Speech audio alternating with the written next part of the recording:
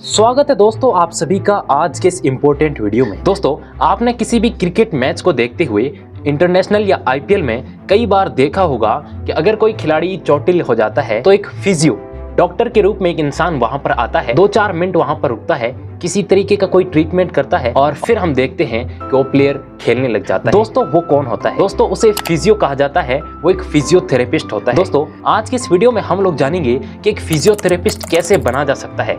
दोस्तों आप भी इंटरनेशनल या आईपीएल मैचेस में किस तरीके से एक फिजियो बनकर प्लेयर्स की इंजरी को ठीक कर सकते हैं और एक फिजियो के रूप में अपना शानदार करियर बना सकते हैं। दोस्तों एक फिजियोथेरेपी का एक एक्सपर्ट इंसान होता है जो कि किसी भी खिलाड़ी की इंजरी, पेन या फिर मांसपेशियों के खिंचाव को कुछ ही मिनटों में स्ट्रेचिंग, एक्सरसाइज या फिर मसाज के थ्रू ठीक कर देता है। दोस्तों अगर आप भी ये जानना चाहते हैं कि इंटरनेशनल मैचेस या आईपीएल मैचेस में आप किस तरीके से फिजियो बन सकते हैं और इसके बनने का प्रोसेस क्या है और जब आप फिजियोथेरेपिस्ट बन जाते हैं तो आपको कितनी सैलरी और क्या क्या बेनिफिट्स मिलेंगे, तो बने रहिए। सबसे पहले फिजियो बनने के पूरे प्रोसेस की बात करते हैं। एक फिजियो बनने के लिए आपको अपनी 10th क्लास कंप्लीट होने के बाद 11th और 12th क्लास में पीसीबी यानी फिजिक्स, केमिस्ट्री और बायोलॉजी सब्जेक्ट सेलेक्ट करने होते हैं और इसके बाद आपको इसी पीसीबी स्ट्रीम से 12th क्लास पास करनी रहती है जिसमें आपको मिनिमम 50% हासिल करने रहते हैं। यह सबसे पहली स्टेप है। इसके बाद आपको बैचलर इन फिजियोथेरेपी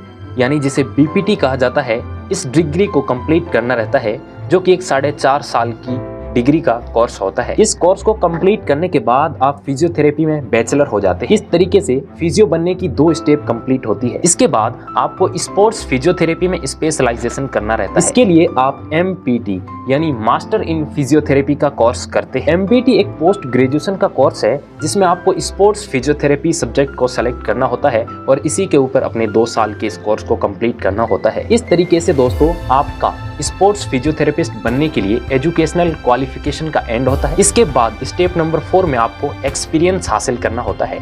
इसके लिए आपको अलग अलग स्पोर्ट्स क्लब या हॉस्पिटल या फिर फिटनेस सेंटर पर आपको लगभग 2 से 3 साल तक काम करना होता है, जिसके बाद आपको एक शानदार एक्सपीरियंस हासिल हो जाता है। इस एक्सपीरियंस के बाद आप प्लेयर्स की इंजरीज को इंस्टेंट ट्रीट करने के लिए एक्सपर्ट बन जाते हैं। इसके बाद आती है स्टेप नंबर 5 जिसमें आपको इन कामों का एक्सपर्ट होना जरूरी है, जैसे कि प्लेयर्स की इंजरी का इलाज करके उसका रिहेबिलिटेशन करना। नंबर 2 फिजिकल परफॉर्मेंस को बढ़ाने के लिए प्लेयर्स को ट्रेनिंग देना और नई नई टेक्निक्स की जानकारी देना। आप इस चीज में भी एकदम माहिर होने चाहिए। और तीसरी स्टेप है स्ट्रॉन्ग कम्युनिकेशन और टीम वर्क की स्किल्स को बिल्डअप करवाना, जिससे कि एक टीम स्ट्रॉन्ग कम्युनिकेशन के साथ और एक टीम वर्क के साथ खेल सके। जब आप इन तीनों कामों में एक्सपर्ट हो जाते हैं तो स्टेप नंबर 6 आती है, जहां आपको सर्टिफिकेट अथवा प्रमाण पत्र हासिल करना रहता है। इसके लिए अलग अलग ऑर्गेनाइजेशन जैसे कि SAI यानी स्पोर्ट्स अथॉरिटी ऑफ इंडिया से सर्टिफिकेट हासिल करना होता है। आप फिजियोथेरेपी के फील्ड में माहिर बन चुके हैं।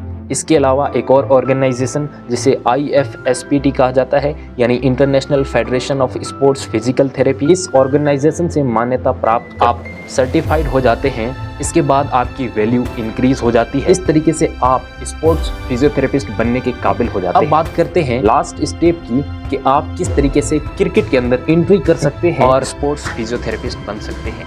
दोस्तों इसके लिए BCCI और IPL फ्रेंच अलग अलग समय पर स्पोर्ट्स फिजियोथेरेपिस्ट की भर्ती करवाती है और इसके लिए नोटिफिकेशन जारी करती है। इसके लिए आपको अवेयर रहना पड़ता है और लगातार बेसिस के ऊपर इनकी ऑफिशियल साइट्स को विजिट करना रहता है। और इसके अलावा आप प्लेयर्स और कोचिंग स्टाफ के लगातार संपर्क में रह सकते हैं और जब भी कोई वैकेंसी रिलीज की जाती है किसी भी टीम या फिर BCCI के द्वारा तो आप वहां पर फॉर्म फिलअप करके इंटरव्यू में अपीयर हो सकते हैं और उसके बाद आप सेलेक्ट होकर क्रिकेट फिजियो बन जाते हैं। दोस्तों इस तरीके से ये पूरी प्रोसेस है क्रिकेट के अंदर फिजियो बनने। इसके बाद अपन जानते हैं कि क्रिकेट के अंदर एक फिजियो की क्या सैलरी होती है और इसके अलावा उन्हें कौन कौन से बेनिफिट मिलते हैं। दोस्तों स्पोर्ट्स फिजियोथेरेपिस्ट बनने के बाद ये जरूरी नहीं है कि आप इंडियन क्रिकेट टीम में या फिर किसी न किसी IPL टीम के फिजियोथेरेपिस्ट बने। ये भी हो सकता है आप किसी भी क्लब, एकेडमी या फिर कोई भी अदर लोकल टीम के साथ काम करें। अगर आप इस तरीके की किसी भी जगह पे काम करते हैं तो आपकी सैलरी मिनिमम 50,000 से लेके 1 लाख रुपए तक होती है, अगर आप नॉलेज और स्किल और एक्सपीरियंस में एकदम माहिर हैं। इसके अलावा अगर आप इंटरनेशनल टीम या फिर IPL टीम के साथ कनेक्ट हो जाते हैं और वहां अगर आप फिजियो बन जाते हैं